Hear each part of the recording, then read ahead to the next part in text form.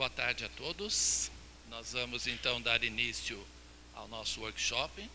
Eu sou o professor Alessandro e eu vou aguardar um pouco mais de pessoas chegarem, aí eu apresento toda a equipe mais no final dessa primeira exposição. Então, a ideia desse workshop é justamente oferecer a oportunidade de formadores, de professores, né, tanto que atuam em cursos de licenciatura, como professores formadores que atuam na formação continuada, nos diferentes níveis de ensino, conhecer um pouco do trabalho que nós temos feito com as tarefas de aprendizagem profissional, tá certo? Então, a programação que nós fizemos para esses 2 dias inicia-se agora com uma apresentação geral do trabalho do nosso grupo, algumas ideias que a gente imagina que sejam importantes antes de ir para os workshops propriamente ditos, das 2 até as 3h30. Às 3h30 nós vamos fazer um intervalo para um café e às 16 horas, quando vocês retornarem, aí vocês já retornam cada um nas salas dos grupos temáticos. Então, nós temos aí as pastinhas amarela, que são do ensino fundamental, anos finais e médio, as pastinhas azuis, que são dos anos iniciais, e as pastinhas verdes, que são do ensino superior, tá bom? Dentro tem a programação, lá tem o número da sala do dia da tarde de hoje. Então, depois das 16 horas até as 18, vai ser trabalho diferenciado em cada um dos 3 grupos. Amanhã nós retornamos às 9 horas.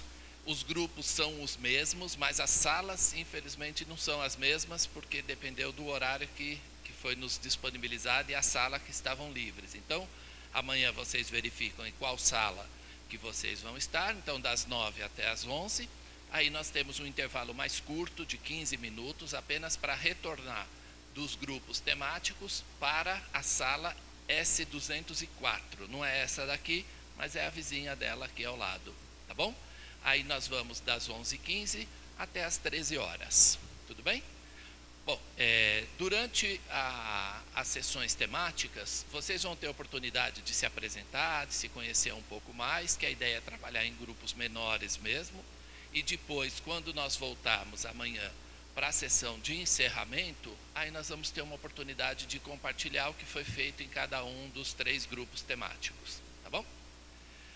Bom, inicialmente eu queria agradecer, mesmo que depois eu tenha que repetir, porque uma das nossas convidadas ainda não chegou, mas eu gostaria de agradecer a participação do professor Armando Traldi, que é do Instituto Federal de São Paulo, da professora Célia Leme, que é da Universidade Federal de São Paulo, e da professora Valéria Luqueta, que também é do Instituto Federal de São Paulo, que deve estar chegando ainda.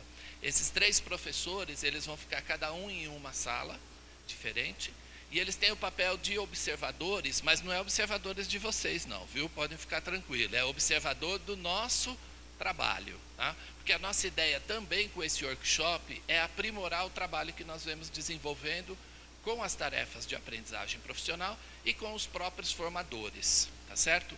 Então, nós vamos ter aí nos anos iniciais a Miriam, levanta a Miriam para as pessoas te verem, a Miriam, a Daniela, a Lilian. Vocês estão vendo as duas, né? Elas não estão aqui dentro. A hora que elas chegarem, a gente apresenta de novo. Do ensino médio, fundamental, anos finais e médio, nós temos o Felipe,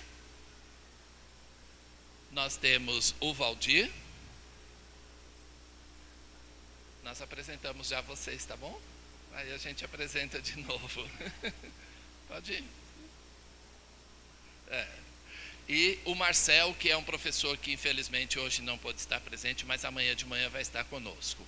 Aí nós temos no ensino superior a professora Márcia Aguiar. A professora Márcia, inclusive, ela é minha grande parceira aí do grupo de pesquisa, ajuda na coordenação do grupo, é professora aqui da UFABC. Nós temos a Vânia e nós temos o Eduardo. Todos esses que foram apresentados são membros do nosso grupo Formate, Formação Matemática para o Ensino, tá bom? Bom, então, para conhecer um pouco aí do nosso trabalho, Eu fiz uma apresentação, procurei não ser muito longo e também não ser muito técnico, mas mais para dar uma ideia sobre os trabalhos que nós estamos desenvolvendo e o que é que vocês vão conhecer daqui a pouco com um pouco mais de detalhes. Bom, então acho que o primeiro ponto é a gente apresentar o grupo, né? Apesar de eu já ter apresentado aí os membros do grupo, o grupo Formate, Formação Matemática para Ensino, é um grupo que foi organizado aqui na UFABC a partir de 2011, foi criado aqui em 2011 por mim e por alguns outros colegas. É um grupo que trabalha sempre de forma colaborativa, cooperativa, e nós temos nesses últimos anos desenvolvido projetos financiados pelo CNPq e principalmente um projeto que foi financiado pela CAPES, Observatório da Educação, que foi um projeto que realmente deu aí condições do grupo se estabelecer, porque foi um projeto de 4 anos e meio, então boa parte da equipe que está aqui hoje já está conosco desde o início, outros foram entrando, foram saindo, e aqui nós temos alguns deles. Então essa daqui, ó, cadê ela? Ah, não, ela não está nessa foto. Aqui, ó, essa daqui é a Lilian, né, Lilian? Que estava ali fora pegando o material, e Daniela, que não está em nenhuma dessas fotos, né? Pode chorar, Daniela. Aqui nós temos alguns dos membros. Esse daqui são a Miriam está aqui, nós temos a Márcia, alguns estão aqui, outros já saíram do grupo, outros já entraram. Então esse grupo, ele é um grupo que é sempre formado por professores da educação básica, por alunos da licenciatura, alunos da pós-graduação. Pode ficar à vontade, professor. Professores da universidade, pesquisadores. Então é um grupo que a gente procura sempre trabalhar de forma em cooperação. Nós temos aí professores da educação básica que hoje já estão fazendo mestrado, ou já até fizeram mestrado, estão fazendo doutorado, como é o caso da... Não, ela não está aqui, da Maria de Fátima. A Miriam fez o mestrado aqui, depois já está fazendo doutorado, o Felipe, enfim. Nós temos essa circulação de pessoas, né, que entram, que saem do grupo, alguns estão há mais tempo, outros há menos, mas é um grupo que está sempre trabalhando de forma colaborativa e em cooperação. Aí nós temos algumas produções que já foram feitas, né, pelo grupo, e produções essas que estão sempre procurando entender, investigar, desvelar os conhecimentos profissionais dos professores para o ensino de matemática. Em especial, a gente tem trabalhado nos últimos anos no campo da álgebra. Então, por exemplo, esse trabalho aqui foi um trabalho de mestrado que eu orientei com a Linéia e que discutiu os diferentes significados do sinal de igualdade nos anos iniciais. Aqui um outro trabalho também dos anos iniciais, que foi orientado por mim e pelo Miguel, é da Miriam. Aqui um trabalho de mestrado orientado por mim e pela Márcia, que trabalhou com professores dos anos finais e do ensino médio. Aqui um trabalho junto com a Etienne, que também é do nosso grupo, mas atualmente ela é professora da UFRN em Natal, então ela não teve como estar aqui hoje com a gente. Aqui um trabalho mais recente, que foi feito por mim, pela Márcia e pelo professor João Pedro da Ponte, em Portugal. E esse daqui é um livro que nós produzimos a partir dos 4 anos e meio de Observatório da Educação. Então nós temos aí capítulos que discutem os conhecimentos profissionais dos professores dos anos iniciais, dos anos finais, do ensino médio, do ensino superior, tá bom? Amanhã, na sessão de encerramento, nós vamos sortear alguns livros que nós temos e também esse livro está disponível em formato e-book. Então, depois, com o contato de vocês, a gente pode compartilhar com todos, tá bom? Bom, e hoje nós temos trabalhado com esse projeto sobre as tarefas de aprendizagem, é um projeto financiado pela FAPESP e que tem aí como objetivo principal compreender como se constitui e explicar como se desenvolve a aprendizagem profissional do professor de matemática no que tange ao ensino de álgebra. Então esse é o projeto atual que nós estamos desenvolvendo e ele levanta algumas questões que são importantes a gente pensar logo de início, que é como ocorre a aprendizagem do professor é uma questão que não é tão comum a gente se perguntar, como é comum a gente se perguntar como decorre a aprendizagem dos alunos, dos estudantes. Mas e os professores? Como que os professores aprendem? Eles aprendem de maneira análoga aos alunos, eles aprendem por meio dos mesmos instrumentos, eles aprendem só quando eles estão em espaços formais ou eles aprendem em diversos locais, né? E como que o professor pode ir desenvolvendo a sua aprendizagem ao longo de toda a sua carreira? Então, essas são questões que têm movido aí os nossos projetos. São questões que são recorrentes em pesquisas que tematizam o professor, seu conhecimento e suas práticas. Bom, mas tão importante quanto essas questões de entender a aprendizagem do professor é a gente pensar o que se entende por oportunidades de aprendizagem. Como que nós podemos proporcionar aos professores oportunidades para eles aprenderem? A literatura já mostra que esse termo, né, esse conceito de oportunidades de aprendizagem já vem sendo pesquisado há muito tempo, mas sempre relacionado à aprendizagem dos estudantes.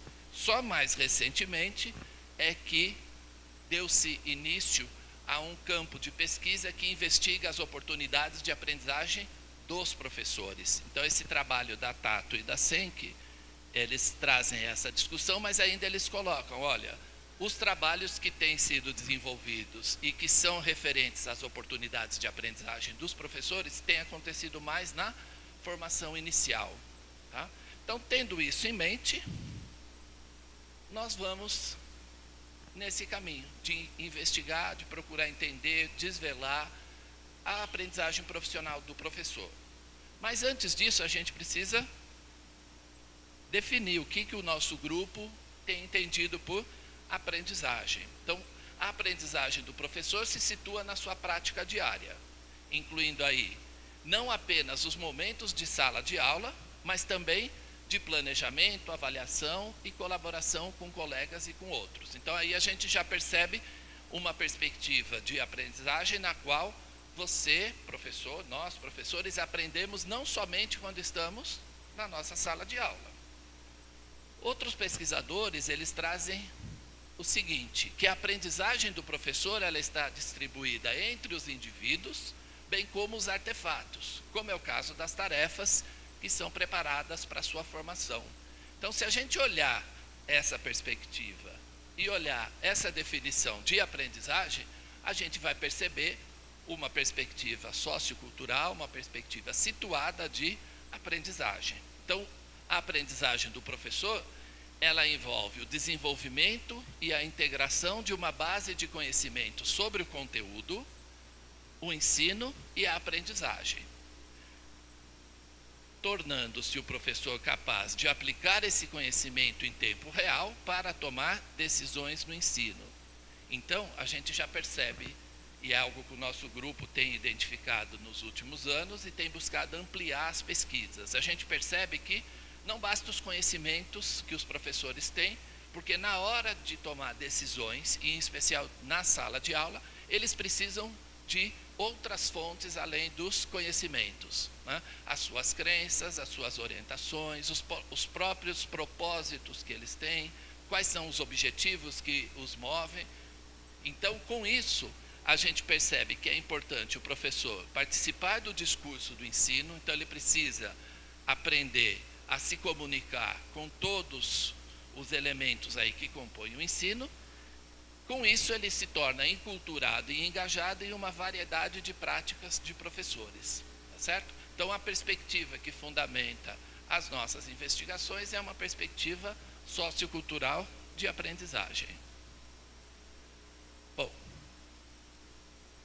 no projeto da FAPESP, nós temos trabalhado com as tarefas de aprendizagem profissional, que é o principal foco desse workshop, mas nós também temos levado em consideração as interações discursivas e o papel e as ações do formador.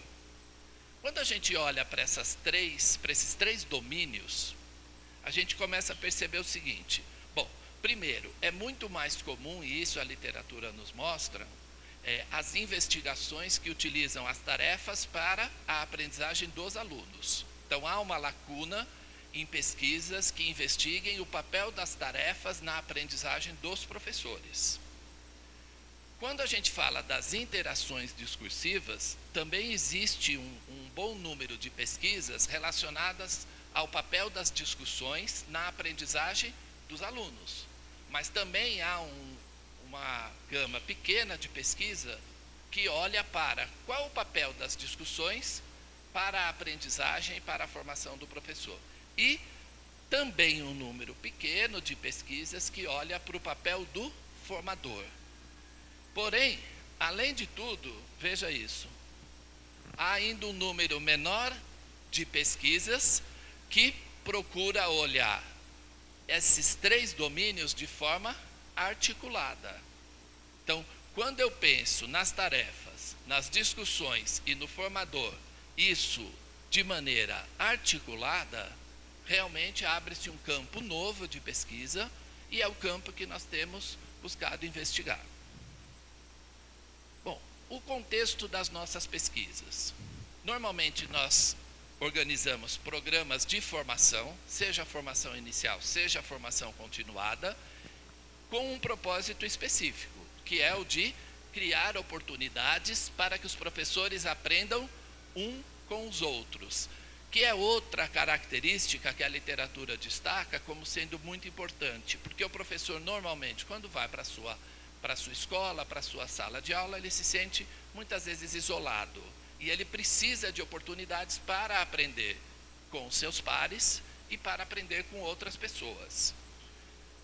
Nós buscamos sempre criar um ambiente de aprendizagem exploratório.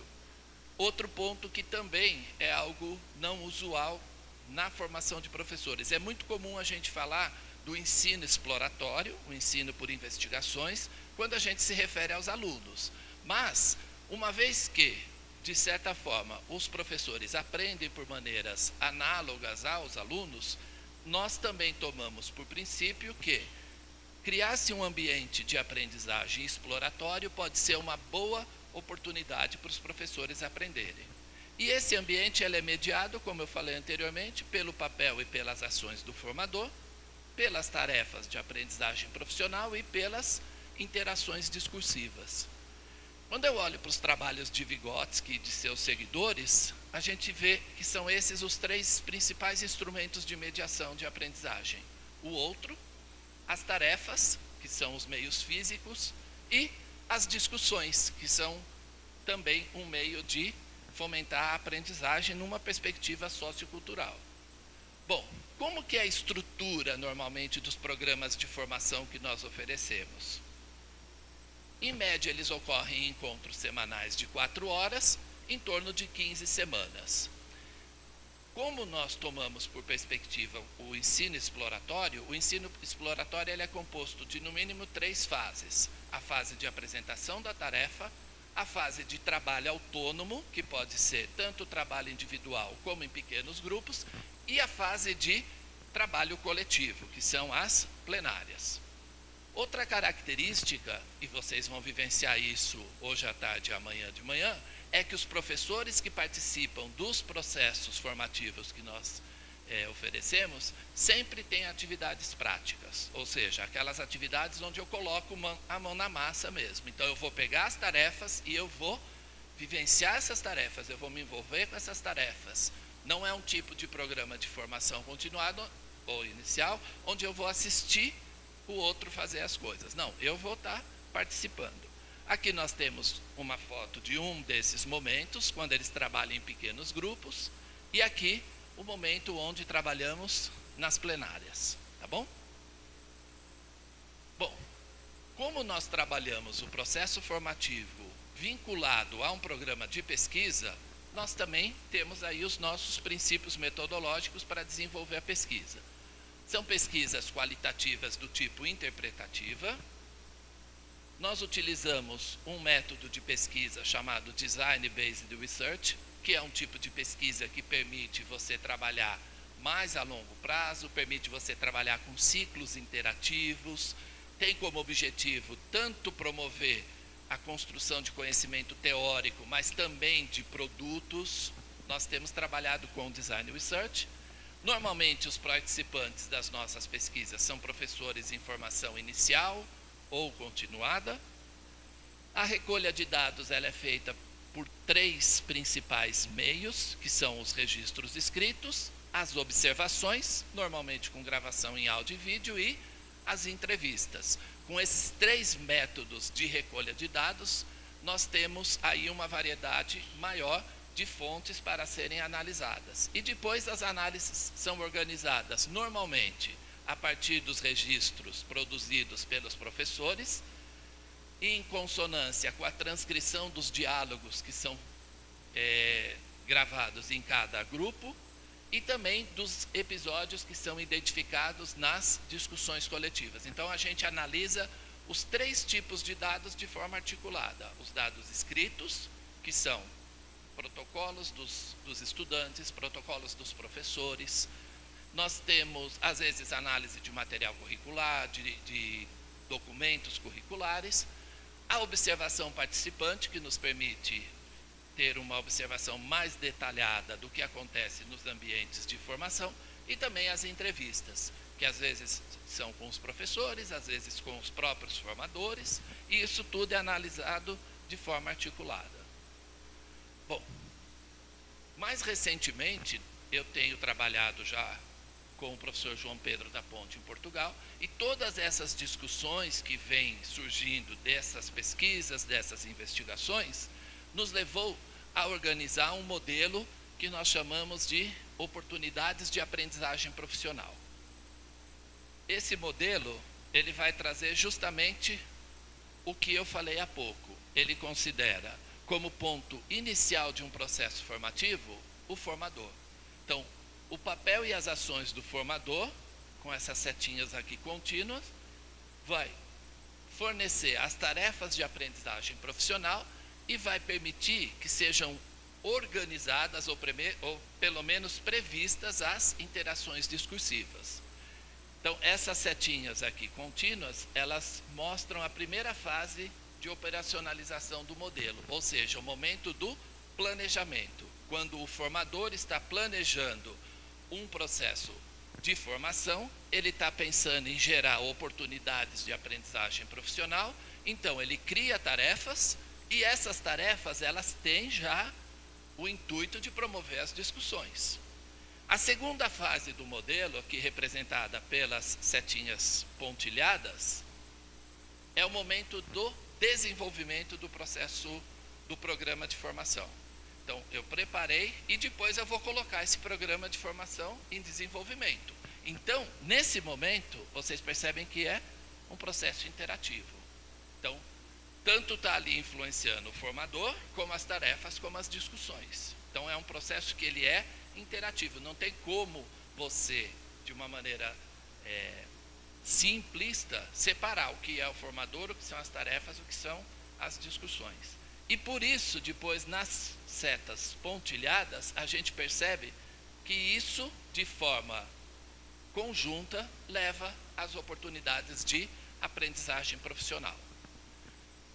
A literatura apresenta pesquisas que falam sobre o papel e as ações do formador, algumas sobre tarefas de aprendizagem, outras sobre discussões, mas nós verificamos na literatura que não há um modelo para organizar processos de formação que leve em consideração esses 3 domínios de forma articulada. Bom, em continuação ao modelo, primeiro a gente teve a ideia dos 3 domínios, e depois nós vamos detalhar esses domínios. Então, nós temos o domínio formador, tarefas e discussões. Todos eles têm uma dimensão conceitual e uma dimensão operacional. A dimensão conceitual é aquela que dá fundamento para aquele domínio acontecer, para aquele domínio existir. E a dimensão operacional é aquela que é chamada no momento em que o processo formativo entra em desenvolvimento. Só para a gente conhecer um pouquinho mais, uma vez que o foco do workshop são as tarefas, a gente vai olhar para o domínio tarefas de aprendizagem profissional. Então, do ponto de vista conceitual, as tarefas de aprendizagem profissional, elas têm que considerar o conhecimento profissional do professor em suas diferentes dimensões, em seus diferentes domínios. E vocês percebem aqui que para nós a gente não faz distinção se é Schumann, se é Deborah Ball, se é o Carrilho, se é o Tim Rowland. Não.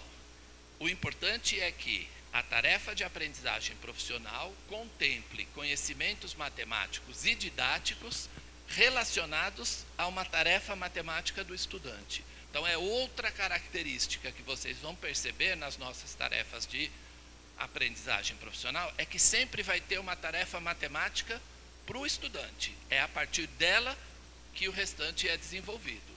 E uma outra dimensão conceitual é nós já temos o pressuposto que a tarefa de aprendizagem profissional ela é desenvolvida em um ambiente de ensino-aprendizagem exploratório.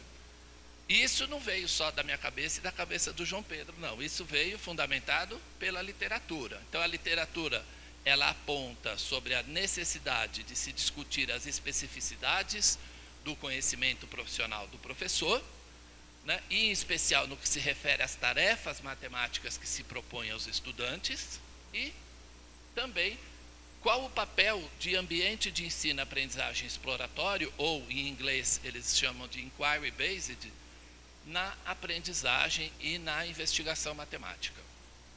Bom, olhando também com um pouquinho mais de detalhes, o outro lado da dimensão do domínio das tarefas. Então, como eu falei, é importante que se tenha uma tarefa matemática. Então, toda tarefa de aprendizagem profissional que o nosso grupo trabalha tem uma tarefa matemática para o estudante. E é a partir dela que a gente constrói. E não é uma tarefa matemática qualquer, é uma tarefa matemática de um nível cognitivo mais elevado. Em poucas palavras, o que é isso? Tarefas que não têm uma resposta imediata, tarefas que explorem diferentes tipos de raciocínio, tarefas que apresentem diferentes caminhos de solução. Então, não pode ser uma tarefa muito direta, porque senão todo o papel de investigação e de exploração acaba se perdendo. E também outra característica das nossas tarefas de aprendizagem profissional são os registros de prática. Então, esses registros de prática, eles são apontados na literatura como essenciais para promover a aprendizagem profissional do professor, em especial se eu quero que essa aprendizagem esteja ancorada na prática. Em especial na formação inicial, é difícil a gente trazer a prática para a sala de aula das licenciaturas. Uma das formas são os registros de prática. O que são esses registros de prática? Por exemplo, protocolos dos estudantes resolvendo tarefas matemáticas. Vídeos de aulas onde são discutidas essas tarefas matemáticas. Entrevistas com os professores. Um trecho do material curricular, do livro didático, né? Uma transcrição de uma discussão. Então, esses diferentes registros, eles são organizados, em especial o uso do vídeo, no sentido de potencializar a aprendizagem dos professores. Bom, como o nosso foco aqui são as tarefas de aprendizagem profissional, são sobre elas que eu vou falar um pouco mais. Bom, o que são as tarefas de aprendizagem profissional? Faltou um S ali, né? A gente olha e ainda fica... O que são as tarefas de aprendizagem profissional? Bom, pelo que eu falei aqui, já dá para ter alguma noção, né? Bom, Ball e Cohen, que é uma literatura aí bastante utilizada, principalmente internacionalmente, vocês percebem que não é nada novo, né? Já faz 20 anos que esse artigo foi publicado. Eles dizem que tarefas de aprendizagem profissional são aquelas tarefas que envolvem os professores no trabalho de ensino, podem ser desenvolvidas a fim de encontrar um objetivo específico para a aprendizagem do professor e, principalmente, leve em consideração o conhecimento prévio do professor e também a sua experiência que ele tem na sala de aula, na escola. A Smith, que é uma outra pesquisadora que também trabalha nessa área, diz que tarefas de aprendizagem profissional é um tipo de tarefa investigativa matemática que tem como finalidade conectar o desenvolvimento profissional dos professores e o seu trabalho de ensinar. Nesta abordagem, o trabalho diário de ensino se torna objeto de inquérito e de investigação minuciosa. Ou seja, ela traz a questão de que as tarefas de aprendizagem profissional pode ser um bom caminho para desenvolver investigações que se relacionem ao desenvolvimento profissional dos professores. Bom, elas podem criar oportunidades para enriquecer a capacidade dos professores de compreender e tomar decisões. Então, em algumas tarefas de aprendizagem profissional, quando nós, por exemplo, analisamos trechos de aulas dos professores, muitas vezes nós vamos analisar junto com eles, inclusive com o professor que foi filmado. A gente não analisa a aula do professor se ele não está presente e, obviamente, com a sua autorização. Por exemplo, as decisões que ele tomou, numa resposta que ele deu ao aluno, num exemplo que ele escolheu, na forma como ele conduziu a tarefa. Então, durante esse processo de discussão e de reflexão, o professor que teve a sua aula filmada e os colegas acabam percebendo que certas decisões que foram tomadas de uma forma poderiam ter melhor resultado se fossem tomadas de outra. Bom, as tarefas elas têm como finalidade instrumentalizar os professores ao apoio à aprendizagem dos estudantes, criando ambientes que promovam a comunicação e a investigação na e sobre a sala de aula. Então, como as tarefas sempre trazem elementos da sala de aula e elementos relacionados à aprendizagem dos estudantes, por quê? Porque sempre tem uma tarefa matemática, isso instrumentaliza os professores a poder compreender ainda melhor a aprendizagem dos seus alunos. E também elas, como eu já tinha falado anteriormente, levam em conta os conhecimentos prévios dos professores e suas experiências, considerando o seu ciclo de trabalho, planejar o ensino, refletir, avaliar, replanejar. Então, o nosso processo formativo, ele sempre tem mais ou menos a mesma estrutura. Nós iniciamos o processo formativo com uma ou duas TAPs. Essas primeiras TAPs, elas têm o objetivo de levantar os conhecimentos prévios desses professores, tanto matemáticos como didáticos. Depois, normalmente, a gente tem um período de formação mesmo, algumas semanas, onde são discutidos, a partir desses conhecimentos prévios, aquilo que os professores têm interesse em estudar, precisam estudar, percebem como sendo uma lacuna na sua formação, e ao final nós temos um ciclo, que é chamado ciclo PDR, onde, por meio de 3 tarefas de aprendizagem profissional diferentes, eles planejam, desenvolvem e depois fazem o processo de reflexão sobre uma aula. Possíveis objetivos de uma TAP. Então, eu posso organizar uma TAP apenas para levantar conhecimentos prévios.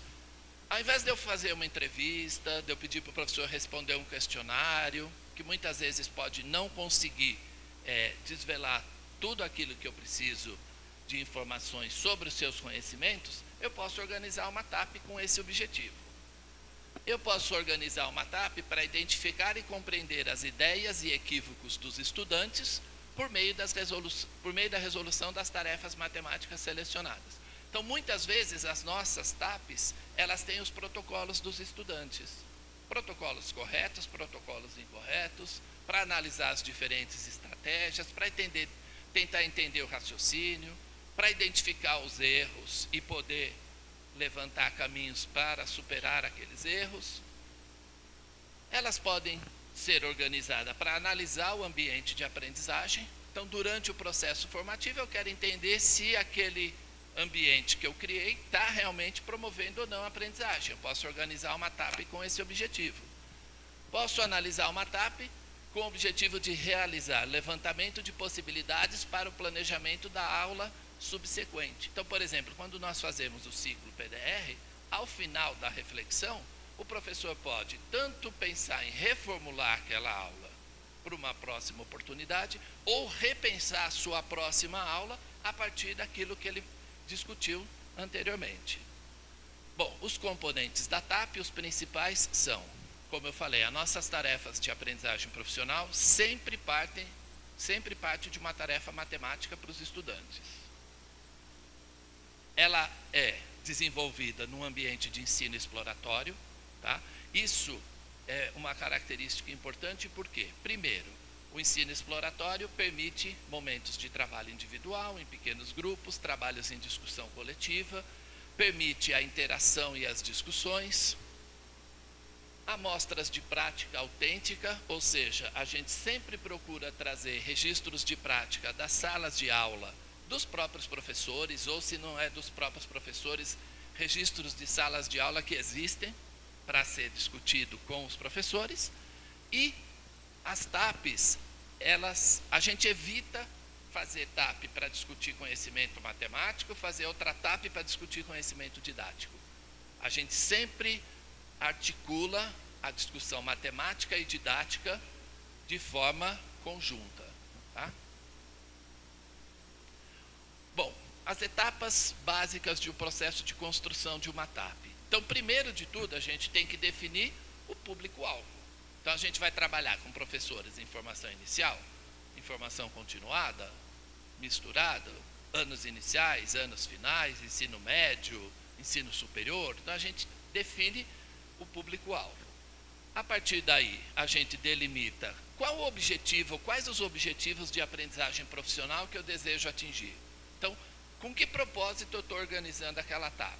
A partir daí, que conhecimentos matemáticos e didáticos serão explorados?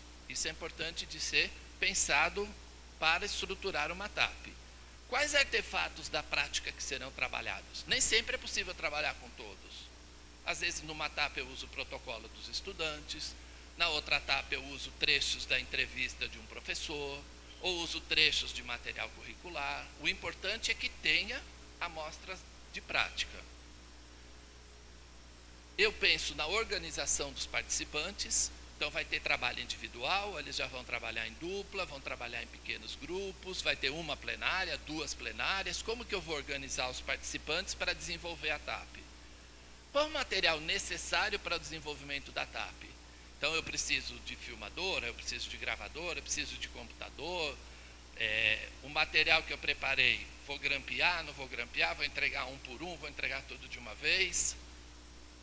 Parece que não faz diferença, mas faz, né, professora Célia? Eu estou lembrando da oficina que ela fez conosco na semana passada, e lá o propósito era entregar uma folha por vez. Por quê? Porque uma dependia da outra. Então, eu grampeei, entreguei tudo, a minha TAP vai perder um pouco o sentido. Então, o material que é necessário para desenvolver a TAP tem que ser muito bem pensado anteriormente.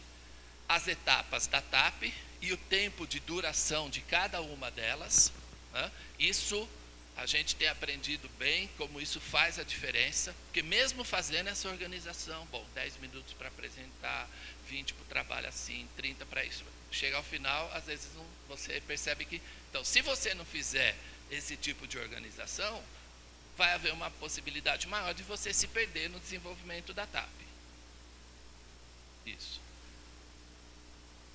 O ambiente de ensino-aprendizagem exploratório. Então, essas são as principais fases e a gente procura usar essa organização nos nossos processos formativos. Então, a gente tem um primeiro momento de introdução da tarefa, onde o formador vai apresentar aos professores o que é aquela tarefa, quais são os objetivos, pensar o que pode ser falado logo do início, o que não pode, porque às vezes se o objetivo é identificar alguns conhecimentos que podem estar disfarçados, eu não posso dizer, o objetivo dessa etapa é tal. Então eu tenho que saber o que eu vou falar na introdução da tarefa. Não posso falar nem pouco, também não posso falar muito.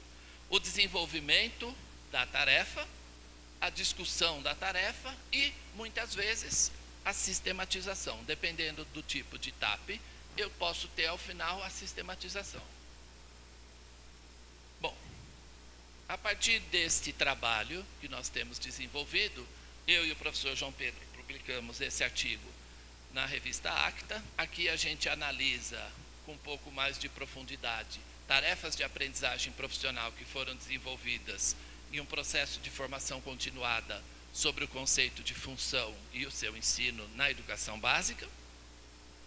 Aqui também um outro artigo que foi organizado por mim, pelo André, que também é do nosso grupo, mas não está aqui hoje, ele é do Paraná, é um pós-doc, e o professor João Pedro, Nesse a gente já consegue avançar um pouco mais sobre o conceito de oportunidades de aprendizagem profissional.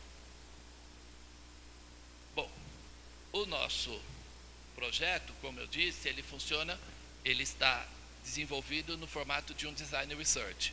Então nós tivemos já aí ao longo dos anos de 2016, 2017, 2018, aí agora nós temos novos ciclos. Então nós temos, por exemplo, a pesquisa da Lilian de mestrado, que foi defendida há uns 2 meses. Nós temos a pesquisa da Daniela, que iniciou no mestrado e acabou passando para o doutorado, que é também sobre os anos iniciais. A Miriam, que também é um doutorado sobre os anos iniciais, e o Eduardo, que também é um doutorado sobre os anos iniciais. Quer dizer, de 8, 4 são dos anos iniciais, né? É uma demanda que a gente tem tido muito grande aqui no nosso programa de pós-graduação, e não só na área de educação matemática, na área de ensino de ciências também. Tem muitos professores dos anos iniciais que vêm fazer mestrado e doutorado e quer discutir, por exemplo, a formação de professores nesse nível de ensino. E desse lado aqui, nós temos o Marcel e a Andréia, que são 2 pesquisas de mestrado que estão em desenvolvimento, a Vânia, que é uma pesquisa de doutorado, e o Felipe, que é uma pesquisa de doutorado. Aqui é ensino fundamental, anos finais e médio, e esses 2 são pesquisas envolvendo a licenciatura em matemática. Todos esses estão vinculados a esse projeto FAPESP. Tudo bem?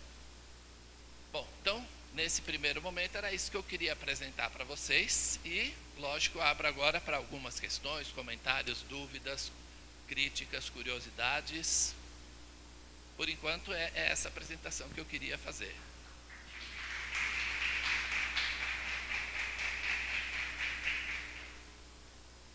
Consegui até cumprir bem o tempo, né?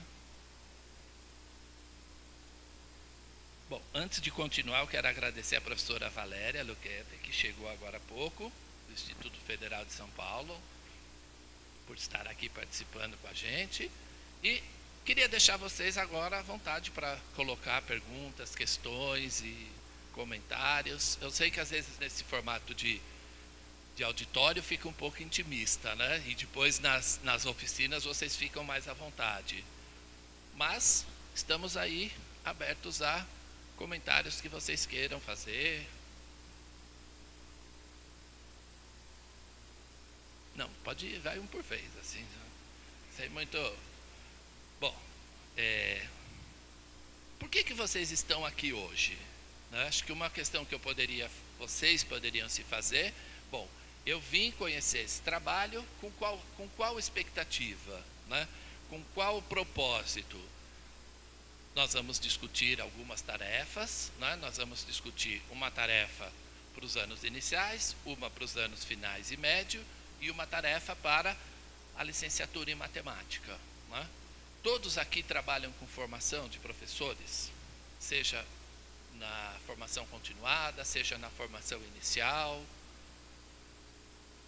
Será que o que eu vim conhecer aqui me vai ser útil para desenvolver o meu trabalho? De tudo isso que ele falou, será que tem alguma coisa que vale a pena? Será que é um monte de coisa que não sei se vai levar a algum lugar? Vocês já tinham ouvido falar desse conceito de tarefas de aprendizagem profissional ou algo semelhante? Que matemática vocês trabalham com os seus formandos, né? Sejam professores na formação inicial ou continuada. Então são algumas questões que a gente pode pensar inicialmente. Oi. Você queria?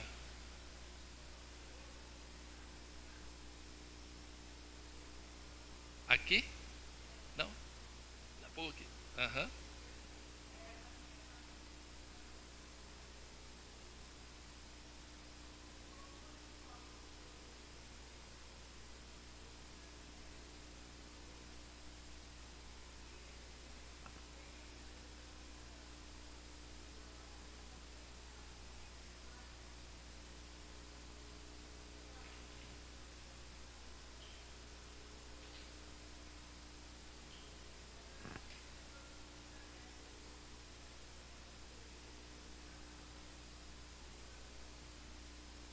Sim.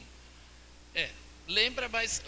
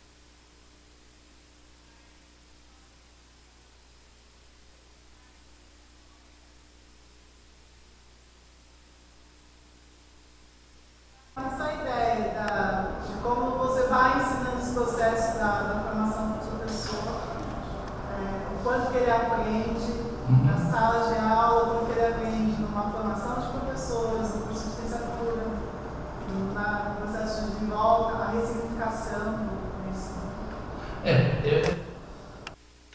Tanto o Dival como a engenharia didática, e em especial o Dival, ele tem mais uma perspectiva mais cognitivista, né? Não é uma perspectiva sociocultural. E no meu entendimento e de muitos autores, eles se complementam, né? Tem muita gente que acha que a perspectiva cognitivista e a sociocultural, elas são divergentes, e na verdade não, elas podem ser usadas de forma complementar, né?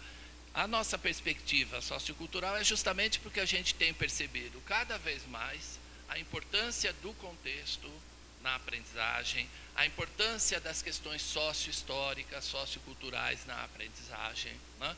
Então, essas questões que você traz do Dival e mesmo da engenharia didática, elas têm algumas características que se assemelham, mas tem outras que distanciam, né? Então, pode ser uma forma complementar do que você já fez, você poder complementar com outras possibilidades que esse trabalho que nós temos desenvolvido oferece, né? Mais comentários? As tarefas de aprendizagem profissional, vocês já tinham visto, vocês já tinham trabalhado com alguma coisa semelhante? Ou tinham trabalhado com tarefas semelhantes, mas para os estudantes? O que talvez de novo que trouxe para vocês? É algo que eu acho que é importante a gente pensar um pouco. Quer falar, Felipe? Pode falar. Quer o microfone?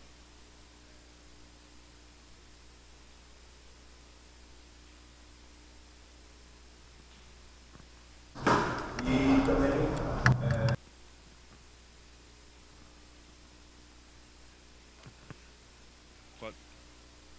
com a transmissão melhor assim, né? Bom, você falou, e a gente também está no contexto da educação matemática, né? E também você falou que o nosso programa de ensino história de ciência e matemática tem crescido o interesse nos anos iniciais de áreas que são para além da matemática, né? Por exemplo, as ciências. Existe uma possibilidade, como que você vislumbra, e talvez a gente pode compartilhar um pouco mais dessas discussões que a gente tem feito aqui, de adaptações ou possibilidades e potencialidade de trabalhar com as nossas ideias, da sua ideia, do seu marco teórico, das oportunidades de aprendizagem profissional para outras áreas além da matemática, né? Se você puder falar um pouco sobre isso.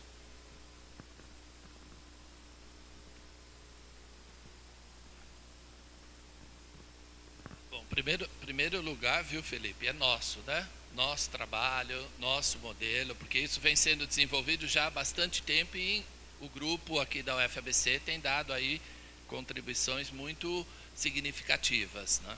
Eu tenho conseguido sistematizar isso melhor com a ajuda e com a experiência do professor João Pedro da Ponte, mas o trabalho que a gente faz, e em especial a parte empírica, ela conta com a colaboração de todos, né? Com relação à sua questão, eu vou até complementar com uma parte de uma questão que foi feita pela Célia, lá na Unicamp, na semana passada, que ela levantou. Bom, mas o seu trabalho, ela já me conhece há algum tempo, né, Célia? O seu trabalho veio sempre sendo desenvolvido no campo da álgebra e o seu ensino. Mas esse modelo que vocês estão desenvolvendo, parece que não fala nada da álgebra, né? Fala de oportunidades de aprendizagem profissional para professores que ensinam matemática. E ela questionou, será que se fosse para trabalhar com ideias da geometria, ou de números, ou de outros campos da matemática, será que esse modelo ele tem o mesmo comportamento? E agora o Felipe amplia a pergunta, dizendo, será que esse modelo ele poderia também ser útil para outras áreas, como, por exemplo, a área de ensino de ciências?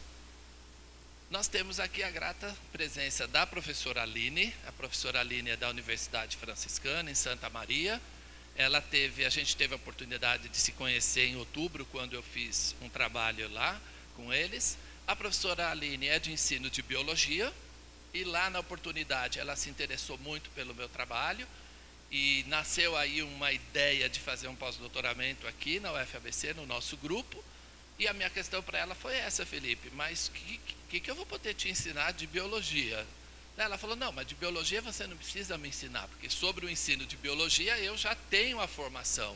O que eu gostaria era justamente de, será que esses trabalhos com tarefas de aprendizagem profissional, com as discussões, será que ele também pode ser levado para o âmbito do ensino de biologia ou do ensino de ciências, seja nos anos iniciais ou nos anos finais? E esse é um desafio que parece que a gente vai tentar enfrentar juntos, né, Aline? Ela está com essa expectativa. Eu acho que sim, Felipe, porque assim, o que eu acho que precisa é quais características as tarefas de aprendizagem profissional para determinados conceitos ou áreas precisam ter. Será que a estrutura de uma tarefa de aprendizagem profissional para discutir um conceito matemático é a mesma estrutura para discutir um conceito da biologia ou da química, ou dentro da matemática, como nós temos trabalhado sempre com a álgebra, será que se eu for trabalhar com a geometria, essa estrutura ela vai se alterando? Como a literatura que eu fui investigar para dar fundamento ao trabalho não é específica do ensino de álgebra e nem é específica do ensino ou da educação matemática, eu acredito que sim. Tem muitos dos autores que estão fundamentando esse trabalho nosso, que são da formação de professores, de maneira mais geral, que são da área de currículo, que são da área de ensino de ciências, tem vários, que trabalham com outros conceitos da matemática para além do campo da álgebra, né? Então, o que eu acho assim, as tarefas de aprendizagem profissional, como elas partem de uma tarefa matemática, quando eu for transpor isso para outra área, eu vou pensar que tarefa de biologia, ou de química, ou de física, pode ser adaptada de forma a entrar nessa estrutura. Porque, por exemplo, quando você olha lá, quando você olha aqui, olha,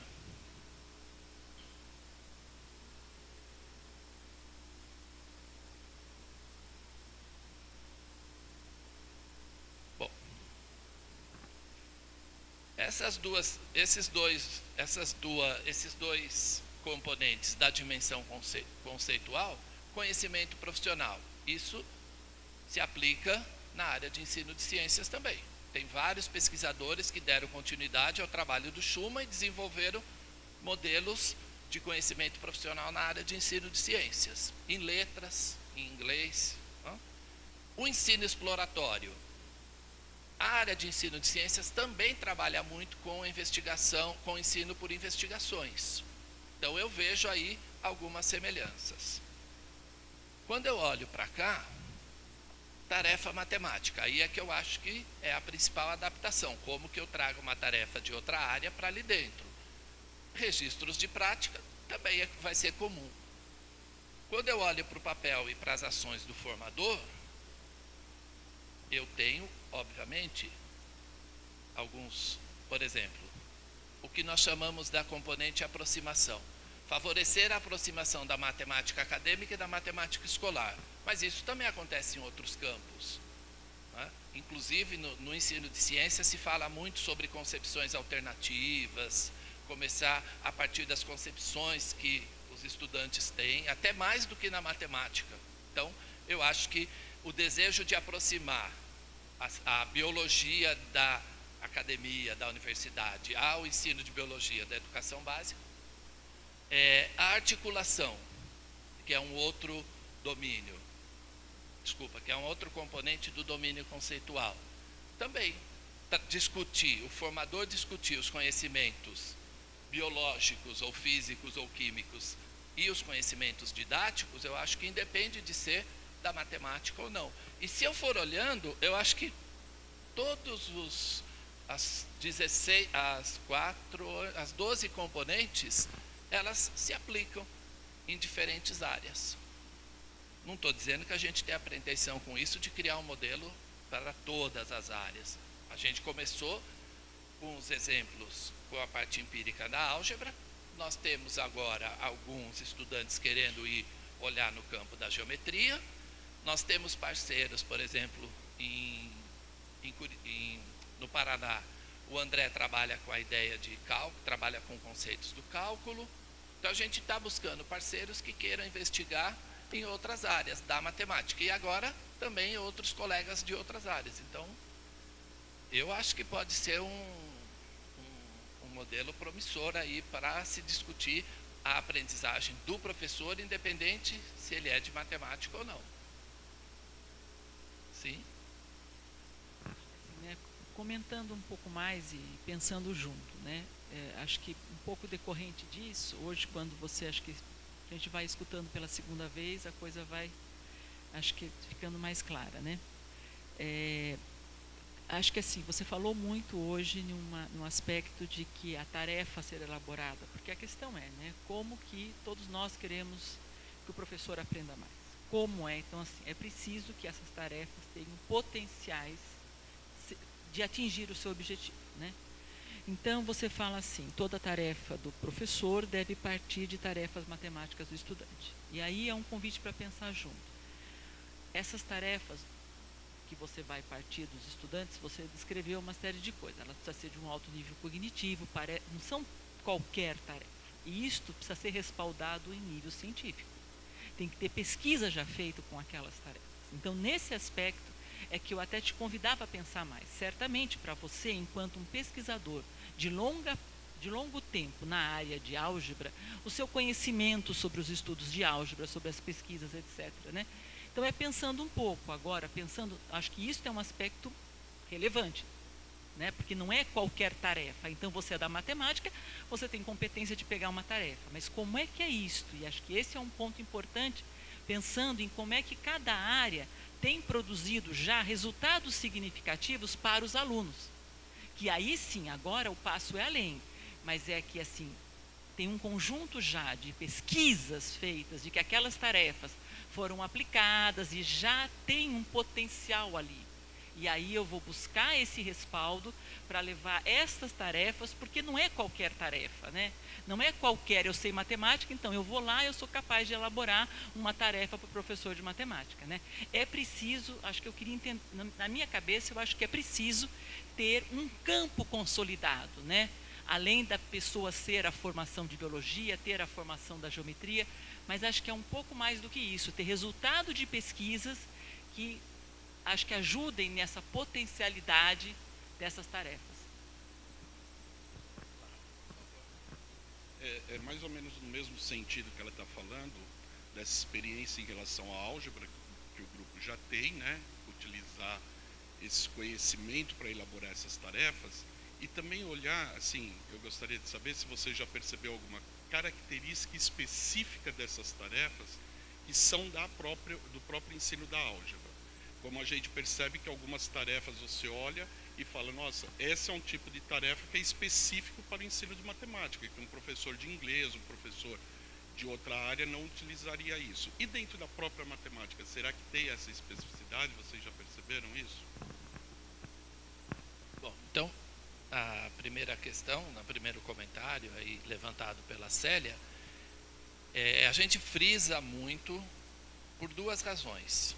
A primeira delas, embora muitas pessoas façam pesquisa em educação matemática sem entrar especificamente na discussão matemática, a nossa escolha não é essa, né? Então, a nossa escolha, o nome do nosso grupo, Formação Matemática para Ensino, tem essa vertente de partida matemática para discutir o seu ensino. Então, a nossa escolha por sempre partir de uma tarefa matemática voltada a um estudante, uma tarefa matemática com determinadas características é intencional. Segundo, você colocou essa questão de onde vêm essas tarefas.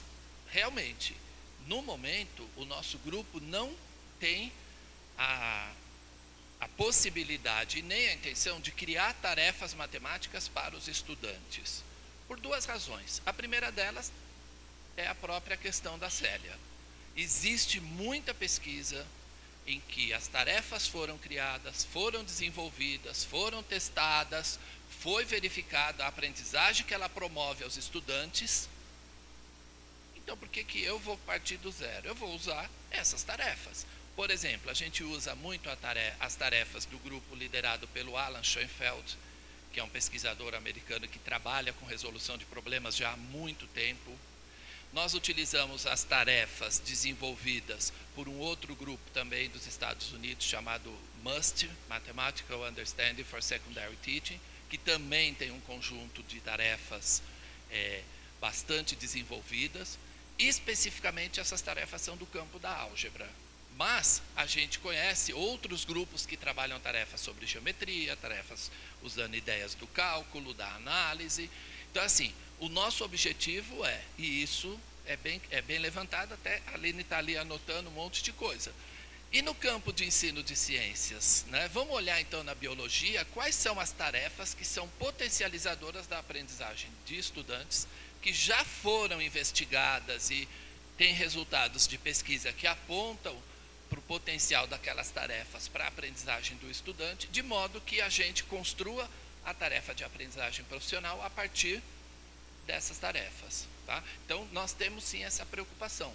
E, da mesma forma que não é fácil para o professor de matemática criar boas tarefas para desenvolver com seus alunos, não é fácil para o formador criar boas tarefas de aprendizagem profissional para discutir com os seus formandos. Né? Então, se existe um campo bastante consolidado, nós tivemos, acho que há 3 anos atrás, um Wikimai Study sobre Task Design. Foi na Inglaterra, e lá o John Mason e a Annie Watson, que organizaram o livro, eles colocaram, lá tem muito sobre o design de tarefas para os estudantes. E, inclusive, um dos capítulos eles colocam. Olha só, nós fizemos um encontro só para discutir isso e praticamente foi inexistente trabalho sobre o uso de tarefas para a aprendizagem dos professores. Então, já existe um campo consolidado sobre task design, sobre design de tarefas, tarefas que já foram elaboradas, testadas e estão aí publicadas em vários locais e podem ser utilizadas para a gente começar o nosso trabalho. Com relação à questão do Armando, eu acho assim, como nós não temos ido tanto a outros campos, eu não poderia, por enquanto, dizer assim, olha, isso é específico da álgebra, porque pode ser que isso também em outras áreas também aconteça. Mas, por exemplo, características de tarefas que a gente procura contemplar quando a gente fala de ensino de álgebra.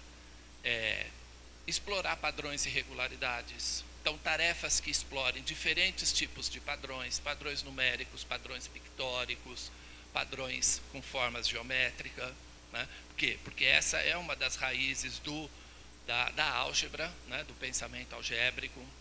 Por exemplo, tarefas que explorem diferentes registros para se representar, isso não é uma característica específica da álgebra, mas a álgebra ela tem a importância de você trabalhar com as representações em forma de tabela, em forma de língua natural, em forma de registros geométricos, registros pictóricos. Que mais que a gente poderia pensar como característica de tarefas? O sinal de igualdade, a importância de você explorar o sinal de igualdade nos seus diferentes significados, porque é muito comum a gente usar, nos anos iniciais, o sinal de igual como resultado. Mas depois, quando eu vou pensar em equação, depois quando eu vou pensar em função, o sinal de igual passa a ter outros significados, como o de equivalência, como o de relação. Então, eu acho que essas são algumas das características que as tarefas relacionadas ao ensino de álgebra, elas têm. Mais recentemente, a gente tem percebido, em algumas poucas experiências, a gente quer ampliar isso, o papel das tecnologias na aprendizagem da álgebra. Então, como que eu usando, por exemplo, o GeoGebra, eu consigo explorar o trânsito de diferentes formas de representação com mais facilidade do que eu faço no lápis e papel. Então, a gente tem começado a explorar essas potencialidades, que elas são mais características quando a gente fala em geometria dinâmica, mas já existe muita pesquisa sobre o uso de softwares e de programas de computação para o ensino de álgebra. Então, essas são o que eu poderia dizer assim logo de imediato, mas certamente deve ter outras características que a gente tem tentado investigar e que ainda precisam ser melhor organizadas.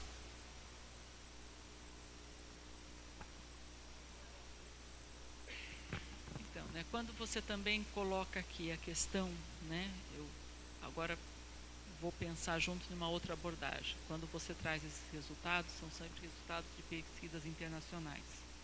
E você aponta aí, a gente sabe da nossa questão no Brasil, de que em que medida as pesquisas daqui estão ou não estão em diálogo mais próximo com esses resultados internacionais, né?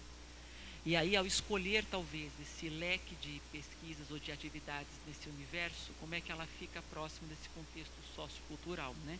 Para pensar um pouco que esta ideia é que a gente traga também um pouco essa coisa das práticas e práticas efetivas dos professores que estão aqui, que estão, né, que às vezes estas tarefas estão talvez muito conhecidas num ambiente internacional, mas que nem por isso são tarefas do dia a dia dessa prática, né? Bom, sua pergunta ela pode ser respondida de duas formas, né? Uma mais simpática, outra menos. Como eu não sou nem um pouco simpático, então eu vou responder das duas formas. Nós não temos usado muito a literatura nacional, em especial sobre a aprendizagem profissional do professor, porque não tem.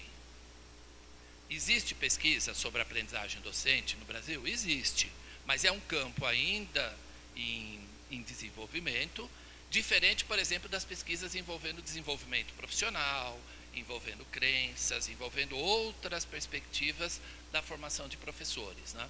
Quando a gente olha para a literatura internacional, a gente vê handbooks que falam só sobre teacher learning, ou seja, um handbook de 700 páginas que só fala sobre a aprendizagem do professor. Revistas especializadas que falam só sobre a aprendizagem do professor, né? Congressos que foram realizados.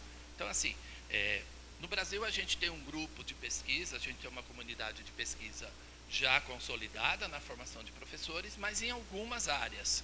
A área de formação de aprendizagem profissional não é uma delas, né? Com relação às tarefas, sim, nós temos também no Brasil pesquisadores que trabalham com o uso de tarefas. Em especial, eu acho que a modelagem matemática é uma área bastante desenvolvida no Brasil quando se fala de educação matemática, a resolução de problemas também, né? Nós temos aí grupos que trabalham com resolução de problemas. Mas a gente tem optado por olhar a literatura internacional, porque a gente tem percebido que essas tarefas, elas são tarefas que, inclusive, respondendo à segunda parte da sua pesquisa, são testadas em diferentes contextos. Então, a gente pega estudos que olhou para diferentes países usando aquela tarefa.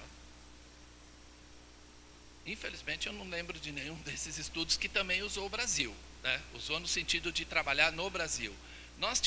Eu tive uma experiência com um pesquisador, o Max Stephens, da Austrália, que desenvolveu tarefas na Austrália, depois ele investigou na China, ele investigou em Taiwan, ele investigou nos Estados Unidos, e a gente fez uma parceria e fizemos também as tarefas aqui no Brasil. E os resultados foram muito semelhantes. Era para trabalhar com os aspectos operacional, conceitual e operacional de campos da álgebra. Então,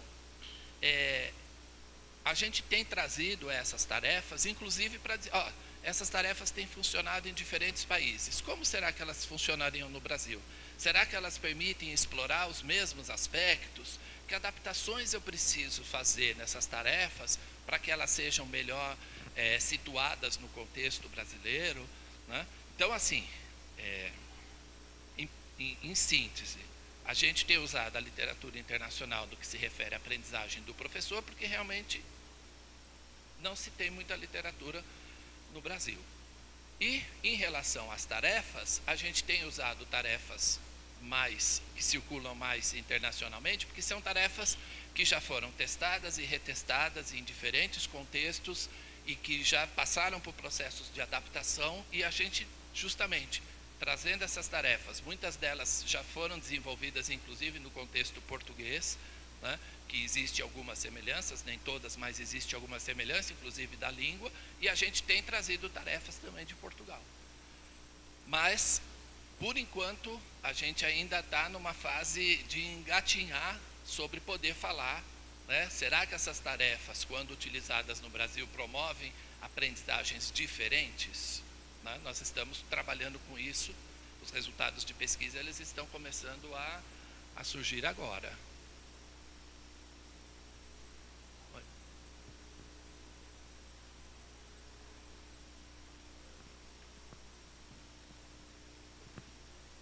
Acho que é mais uma curiosidade. Quando você fala dessas tarefas, pensando sempre no campo algébrico, eu tenho na minha pensamento algébrico. O perfil de pesquisadores que vêm trabalhar, eles vêm com esse perfil ou ninguém tenta buscar uma outra área do conhecimento matemático para trabalhar assim, com o mesmo pressuposto teórico, mas com outro objeto, sem ser a álgebra, por exemplo. Eu poderia pensar nessas ideias num pensamento geométrico. E eu sei que o Portugal é muito forte no pensamento algébrico, mas assim, são grupos de estudos. Essa ficou a minha inquietação. Se de fato vocês estão direcionando para esse pensamento algébrico, ou poderia ser desvinculado, fazer o mesmo perfil de pesquisa, só que com outro pensamento matemático, com outro objeto matemático.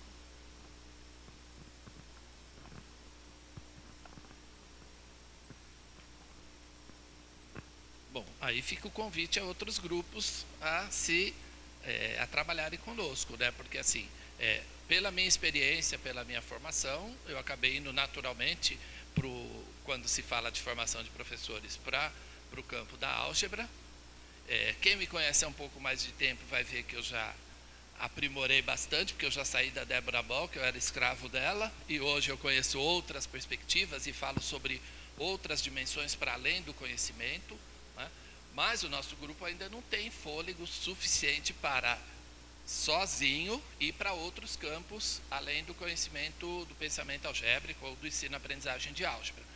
Como eu falei, nós temos um colega no Paraná, o André Trevisan, que trabalha no âmbito do cálculo, né? Então ele tem levado essas tarefas de aprendizagem profissional. Nós temos agora o grupo da UNB, onde a professora Regina Pina e a professora Raquel trabalham também com o campo da geometria. Nós temos aí a nossa colega Márcia Aguiar, que está ingressando no programa de pós-graduação agora, e a professora Márcia Aguiar também gosta bastante, tem trabalhos no campo da geometria. A Beth, que poderia, né, Beth? Quem sabe a Beth se encanta aí pelo trabalho. A Beth também é professora aqui da UFABC e vem trabalhar com a gente, né? Eu acho que é um campo que é promissor e que pode trazer boas discussões e boas ideias para outras áreas, mas porque a gente tem muito trabalho ainda no campo da álgebra, né?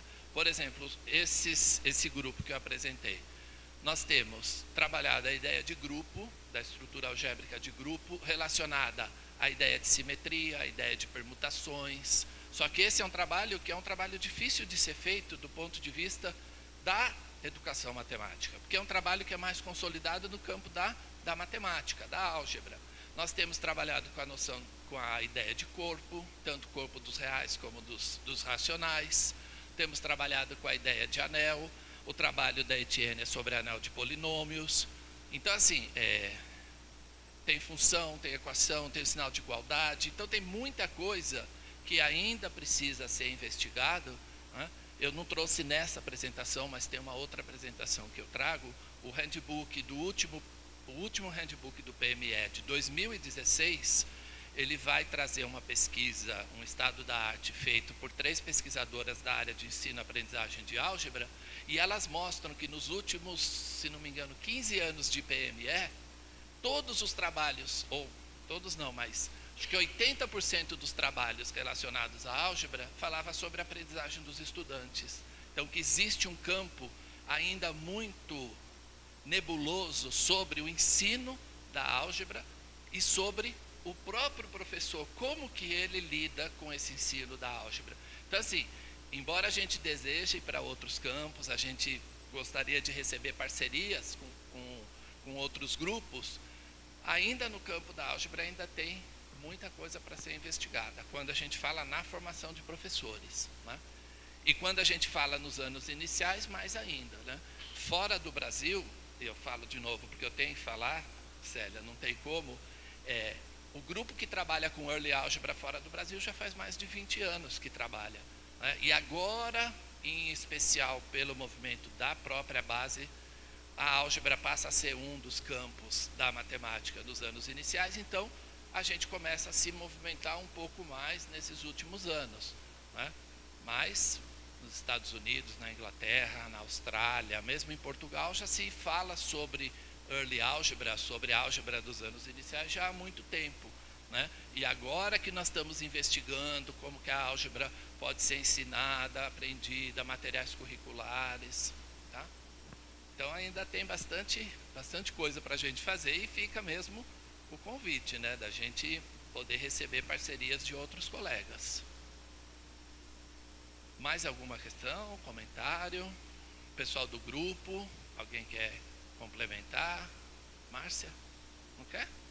A Márcia é meio tímidazinha, né? Aqui, porque vocês vão ver, quem tiver no GT dela vai ver que ela é bastante falante, né? Bom, então só alguns avisos. Bom, eu quero agradecer o pessoal que assistiu aí pela transmissão, agradecer os nossos colegas aqui da UFABC, da Web TV. E agora, como a gente vai passar para alguns avisos que são mais específicos do desenvolvimento aí desses 2 dias de trabalho, acho que a gente pode encerrar. Muito obrigado.